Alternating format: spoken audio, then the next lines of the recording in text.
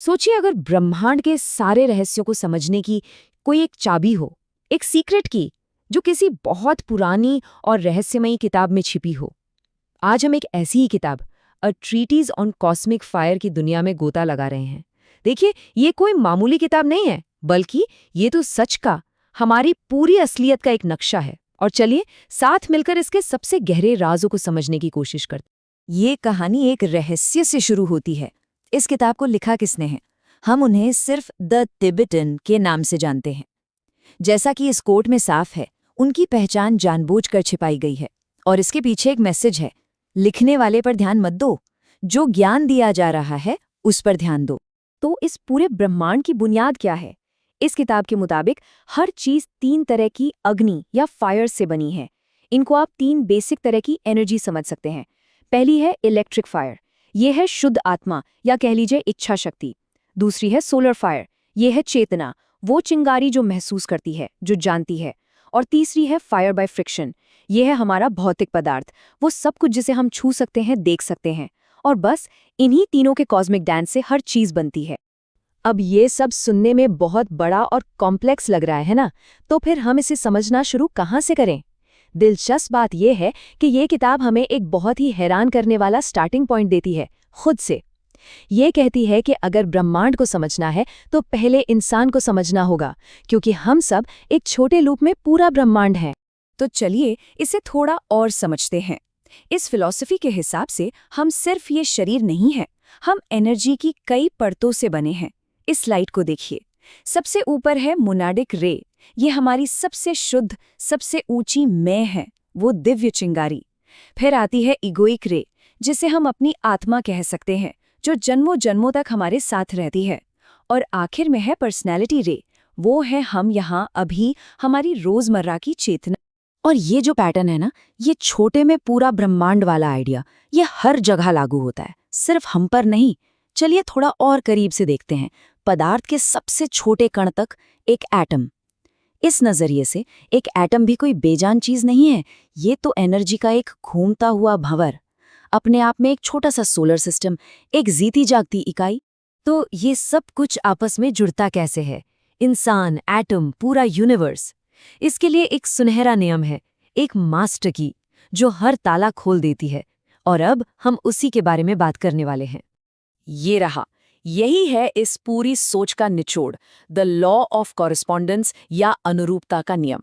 सीधे शब्दों में कहें तो जो छोटा है वो बड़े की ही परछाई है। अगर हम उन नियमों को समझ जाएं जो एक इंसान को चलाते हैं, तो हम उन नियमों को भी समझ जाएंगे जो पूरे ब्रह्मांड को चलाते हैं। ये तो समझिए एक तरह की कॉस्मिक चीट शीट है।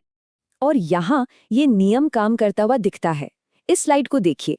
बाईं तरफ है इंसान, जिसके 7 एनर्जी सेंटर्स या चक्र हैं, और दाईं तरफ है हमारा सोलर सिस्टम, जिसके 7 पवित्र ग्रह हैं। कुछ समानता दिखी? इंसान की जो त्रिगुणात्मक प्रकृति है, आत्मा, चेतना और शरीर, वो सीधे सीधे सोलर ट्रिनिटी से मेल खाती है। ये एक परफेक्ट आईना है, जैसा ऊपर है वैसा ही नीचे। ठीक है, तो अब हमारे पास वो चाबी है।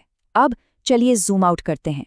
हम इसी अनुरूपता के नियम का इस्तेमाल करके इंसान से पूरे ब्रह्मांड को देखेंगे, और जो हमें दिखेगा वो शायद ब्रह्मांड के बारे में हमारी पूरी सोच को ही बदल दे। ये देखने में शायद कॉम्प्लेक्स लगे, लेकिन इसका आइडिया बहुत सिंपल है। असलियत को एक सीढ़ी की तरह सोचिए। सबसे ऊपर, जैसा कि इस चार्ट में दिख रहा है, वो परम स्रोत है, शुद्ध दिव्यता। जैसे जैसे एनर्जी नीचे की ओर बहती है, वो अलग अलग लेवल्स या डायमेंशंस से होकर गुजरती है, और हर लेवल पर वो और घनी होती जाती है, जब तक कि वो सबसे नीचे हमारी इस फिजिकल दुनिया तक नहीं पहुंच जाती। हर एक सीढ़ी एक अलग हकीकत है। और अब इसी नियम को सोलर सिस्टम पर लागू करते हैं। वो तस्वीर भूल जाइए जिसमें कुछ बेजान पत्थर खाली स्पेस में तैर रहे हैं। पूरे सोलर सिस्टम को एक अकेले, विशाल, चेतन जीव की तरह सोचिए, जिसे सोलर लोगोस कहा गया है। इस मॉडल में ग्रह सिर्फ ग्रह नहीं हैं, वे इस कॉस्मिक जीव के अंग हैं, उसके चक्र हैं। ये डायग्राम असल में एक वायरिंग डायग्राम जैसा है, जो सबको जोड़ता है। हर शब्द को पढ़ने की जरूरत नहीं है, बस इसका मतलब समझिए। ये दिखाता है कि कैसे 7 किरणें नाम की कॉस्मिक एनर्जीज सबसे ऊंचे दिव्य स्रोत से निकलकर सोलर सिस्टम से होते हुए, ग्रहों से होते हुए सीधे धरती पर हम इंसानों तक बहती हैं। ये एक विशाल कॉस्मिक झरने की तरह है जो हर चीज को आपस में जोड़ता है। ठीक है, तो हमने इस अविश्वसनीय रूप से जटिल, आपस में जुड़े हुए ब्रह्मांड को देखा, लेकिन सबसे बड़ा सवाल ये है कि आखिर ऐसा क्यों? इस सब का मकसद क्या है? इस किताब के अनुसार जवाब सिर्फ एक शब्द में है, विकास, यानी एवोल्यूशन। ये आत्मा का सफर है।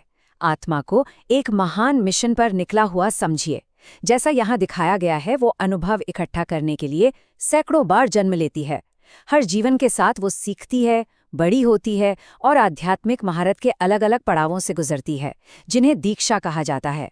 और आखिरी मंजिल, जन्म मृत्यु के इस चक्र से आज़ाद होना और आखिरकार अपने घर, अपने स्रोत पर वापस लौटना। और इसका स्केल कितना बड़ा है, इसका अंदाज़ा लगाने के लिए ज़रा इस टाइमलाइन को देखिए। हमारा पूरा लिखा हुआ इतिहास तो बस एक पलक झपकने जैसा है। अटलांटिस जैसी महान सभ्यताएं जिनकी बात ये किताब करती है, वो भी इस रास्ते पर बस छोटे छोटे कदम थे। ये कॉस्मिक टाइम है और ये हमें विनम्र होना सिखाता है। तो इस विशाल, हैरान कर देने वाली कॉस्मिक मशीनरी का हमारे लिए यहाँ धरती पर क्या मतलब है? इससे सबसे बड़ी सीख क्या मिलती है? ये सब कुछ एक ही बहुत गहरी सच्चाई पर आकर टिकता है। ये रहा इस पूरी किताब का सबसे अहम निष्कर्ष। भाईचारा, यानी हमारा एक दूसरे से जुड़ाव, सिर्फ एक अच्छा विचार नहीं है। ये कोई आदर्श नहीं है जिसे हमें पाने की कोशिश करनी चाहिए। ये प्रकृति का एक फैक्ट है। ये ब्रह्मांड के ताने बाने में ही बुना हुआ है। हम अलग अलग नहीं हैं, हम सब एक ही विशाल जीव का हिस्सा। तो ये हमें एक आखिरी बहुत गहरे सवाल के साथ छोड़ जाता है। अगर ये जुड़ाव सिर्फ कोई थियरी नहीं बल्कि एक कॉस्मिक कानून है, अगर हम सच में एक हैं, तो ये हमारे जीने के तरीके को कैसे बदल सकता है, एक दूसरे के साथ हमारे बर्ताव को कैसे बदल सकता है? और इसी पर सोचना असली यात्रा है।